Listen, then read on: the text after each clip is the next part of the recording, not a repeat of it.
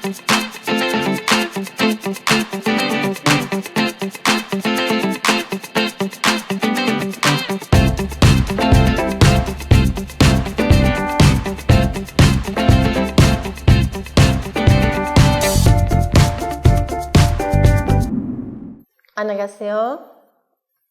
Namo Buddhaya. I'm very happy to be with you today to talk about the topic, can women become enlightened? So we want to look at this topic from many different points of view. From a Buddhist point of view, the Buddha taught that we can purify our minds and become perfectly awakened. In other words, we can get rid of all of the delusions of the mind and become awakened beings, just like the Buddha. Now, this is a matter not of the body, it's a matter of consciousness. And the Buddha taught for many years, 45 years, all about consciousness.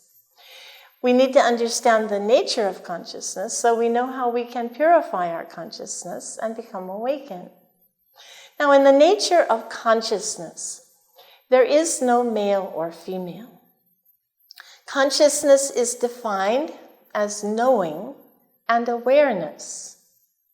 Simply knowing, simply awareness. There is no physical characteristic, so clearly there is no male or female in consciousness.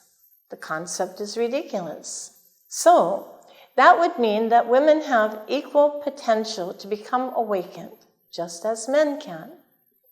And even at the time of the Buddha, even young people became awakened. Old people became awakened.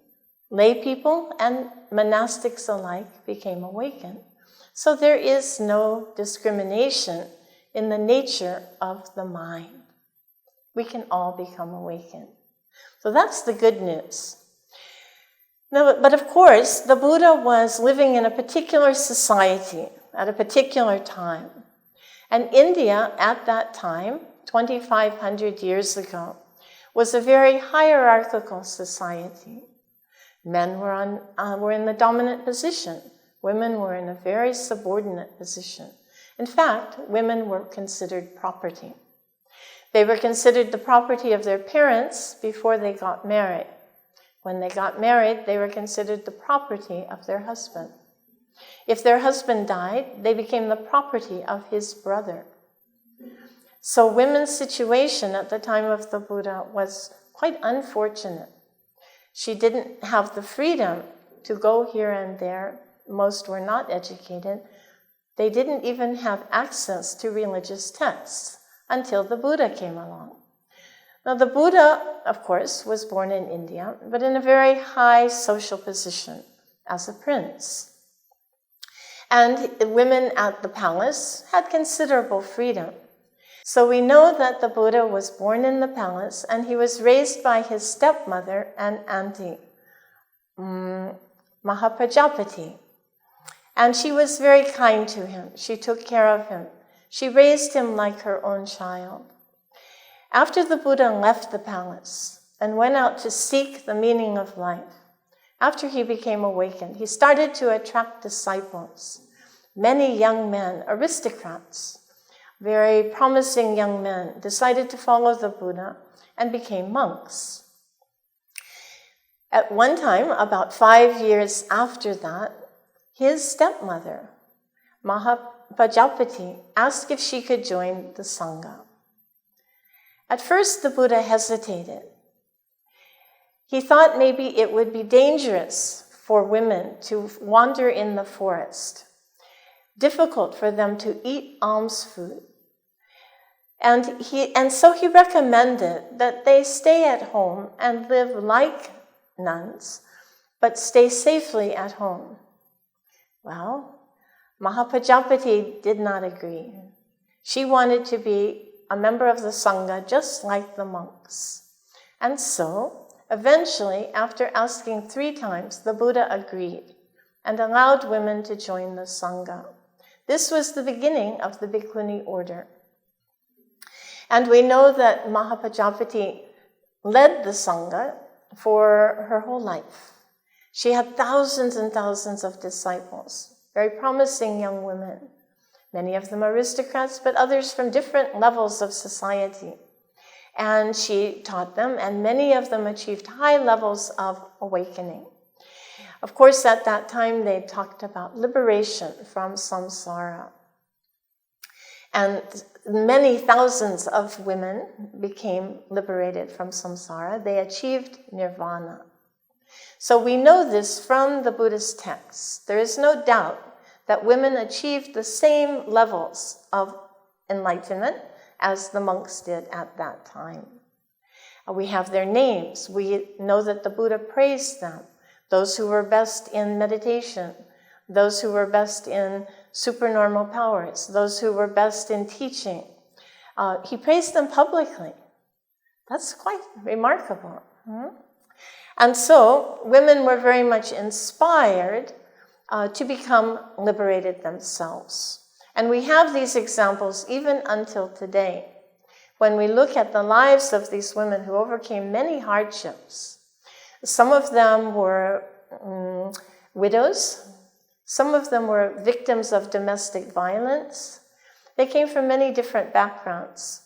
And we even have the poems of these early liberated women. We have 73 poems written by 70 different nuns in the Therigatha. And their poems are very delightful, very inspiring.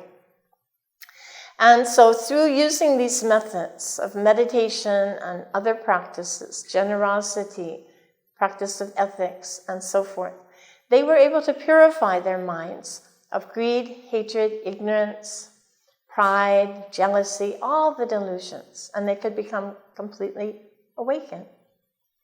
So this is good news for women, and it sends a good message to society that women have equal capabilities with men.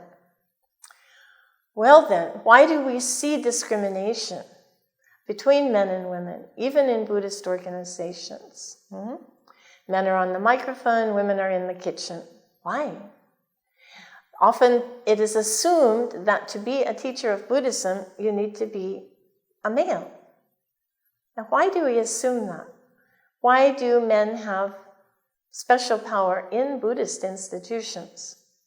Well, we know that throughout history and all around the world, in almost every society, men have occupied a dominant position.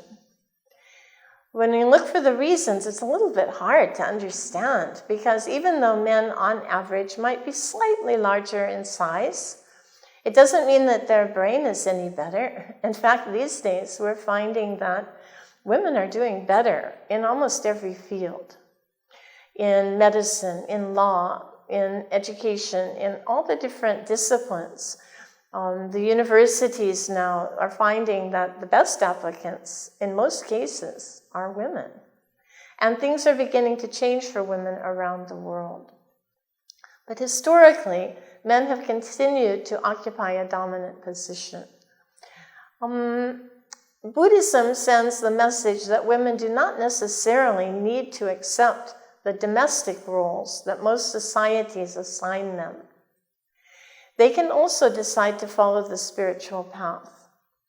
And in most Buddhist societies, women have always had the option to join the monastic order. That means they had an alternative. Staying single was not generally an option in these societies. Either you got married or you went to the monastery. Only recently is there a third option, which would be to remain single and live an independent life, maybe as a career woman or in an artist or in some other capacity. But historically, until fairly recently, women's choices were limited to domestic life or the monastery. And I think that Buddhist women are fortunate that they had this opportunity to join the monastery. In some societies where there's no monastic order, women really didn't have much choice. So, and we can see that to become a monastic for a nun is actually a pretty good option, because she is independent, she has her freedom, she can get an education, she can determine her own life's path. You know, even in the monastery there are different roles, right? Some are meditators, some are scholars, some help with the administration of the monastery. So women had considerable freedom in monastic life in Buddhist countries. We see that here in Korea, where nuns are capable of doing virtually everything that the monks are, and we also see that they're excelling. However, we also notice that in the administration, in the institutions, the positions of power are almost all occupied by men. In fact, Korea is the first Buddhist country that had women in institutional positions of power. So I was very pleased to see that in the Choge order, nuns were selected to positions of authority, positions of responsibility in the Choge order. That's unusual in the Buddhist world. In most Buddhist countries, women have no positions at all in the administration of Buddhist organizations. So, good for Korea. And so now the question becomes, when we say enlightened, what do we mean by enlightened? There are different definitions. In European history, the word enlightenment was used for rationality. You know, the European Enlightenment was a time where rationality gained prominence and had to contend with faith and reason. So the Enlightenment was a time when reason was recognized as valuable. We don't live simply by faith. We also are thinking beings. And so that's one definition of enlightenment. But in Buddhism, when we talk about enlightenment, it can mean several things. It can either mean liberation from the wheel of birth and death, samsara, or it can mean becoming a fully awakened Buddha. Now, in the early years, say the first 500 years of Buddhism, and in many Buddhist traditions, even today, the ideal is to become liberated from samsara by purifying our minds of all of the delusions, the kleshas. Then we can become liberated from suffering and liberated from repeated rebirth in the wheel of samsara. Now, that's a very good thing. We can see right now, most of us, if you're watching this program, have a pretty good life. And it's easy to think, oh, being a human being in samsara is not so bad. But actually, when we think about it carefully, we're lucky this time to become a human being, but what about next time? We don't know. Even as a human being, most human beings on planet Earth are living in poverty, with not enough food, without enough water, without educational opportunities, without health care. It's not a happy situation. And so, even though we're fortunate now to have a human rebirth and to have enough to eat and a place to stay, we don't know about the next life. In a way, we're using up our good karma now, and we need to create more good karma to make sure that we get a human rebirth next time around and have another chance to work on the path to awakening. Okay, so we want to make sure that we practice well, being generous, keeping the precepts, living a good ethical life, being patient and all of these, being energetic, and working to purify our minds on the way to enlightenment. So what's the difference? Why would someone want to become a Buddha? Well, the key issue here is compassion. Compassion to try to liberate other beings from suffering. So the debate is about liberation for oneself alone or liberation, becoming a fully awakened Buddha in order to help liberate all beings from suffering. And in the Mahayana tradition, the goal is to become a fully awakened Buddha. Now, to become a fully awakened Buddha is not such an easy thing. Sometimes we use the word bodhisattva quite lightly. All of the women working in the temple we call bosal, right? Because they're good-hearted and they're compassionate and they help other people.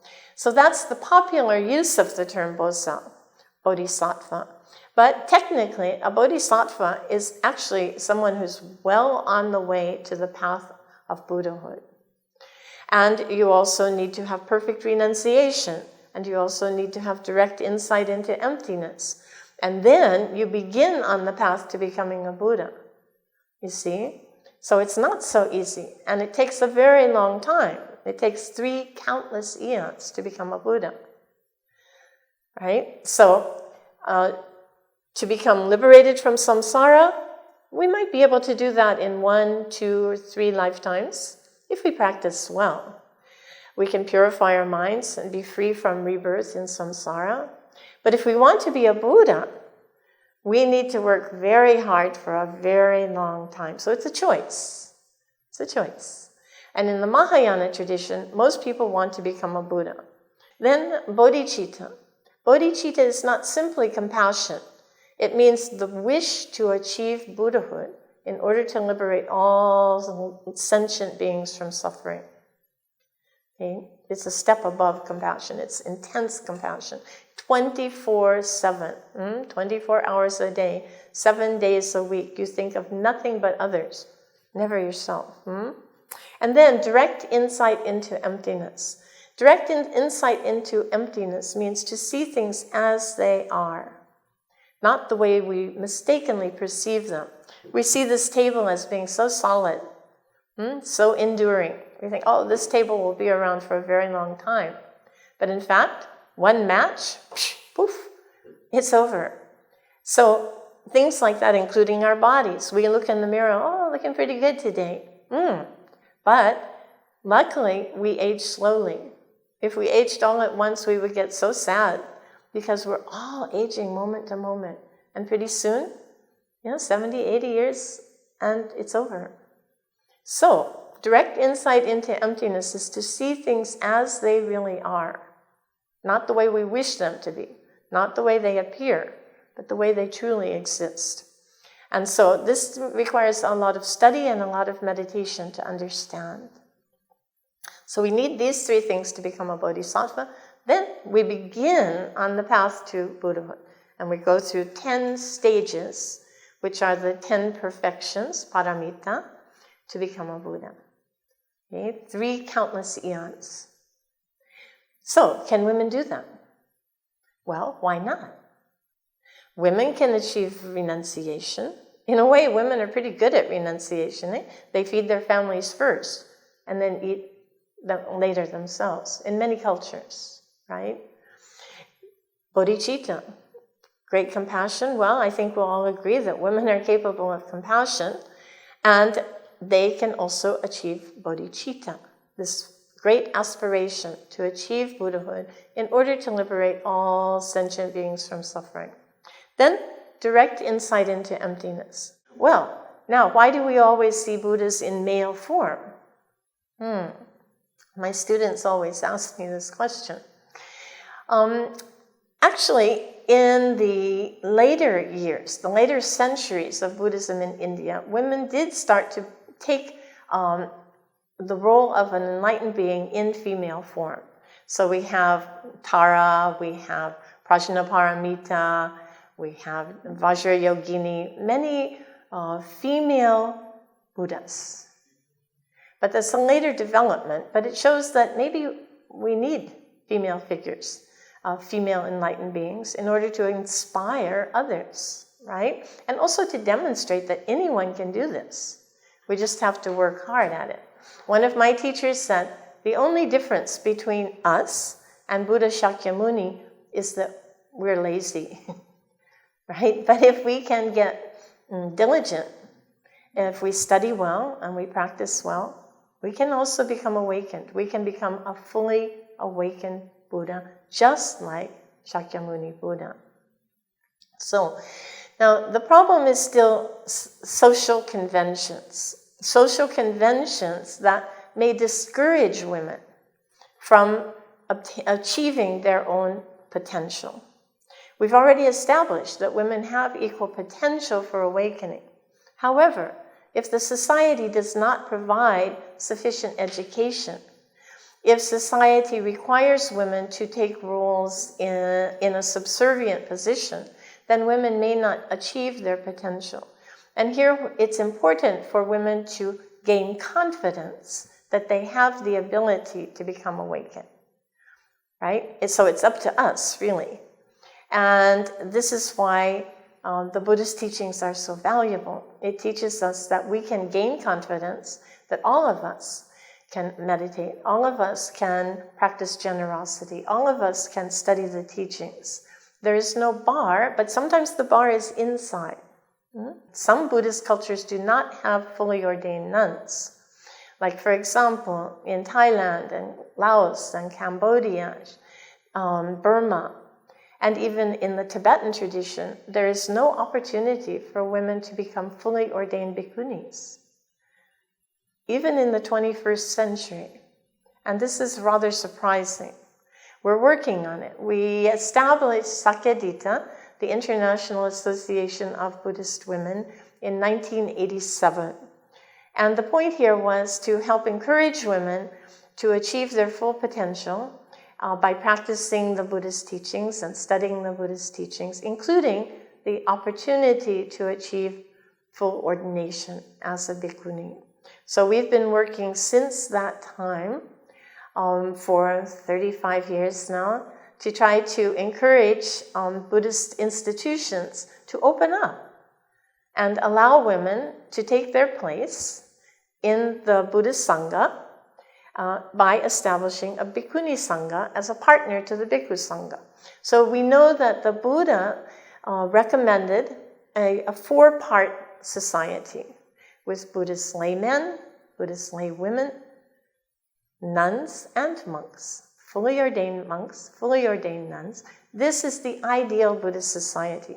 Just like a table with four legs is very stable. Similarly, a Buddhist society that has both laymen, laywomen, monks, and nuns will be a stable society.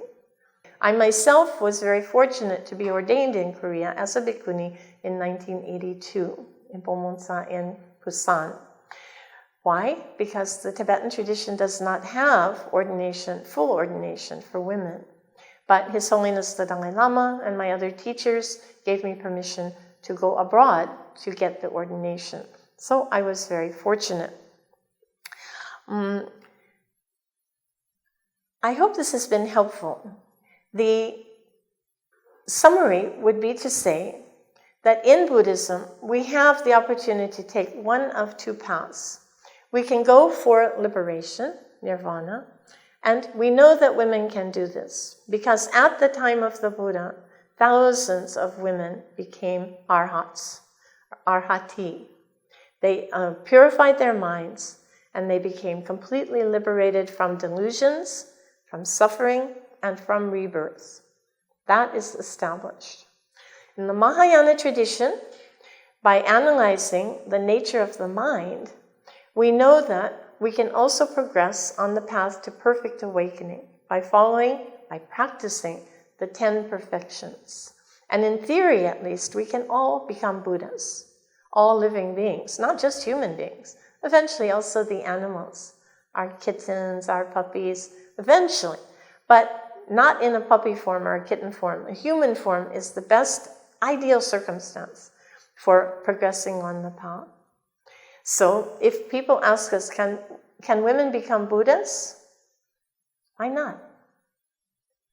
There's no logical bar to women becoming Buddhas if we work hard.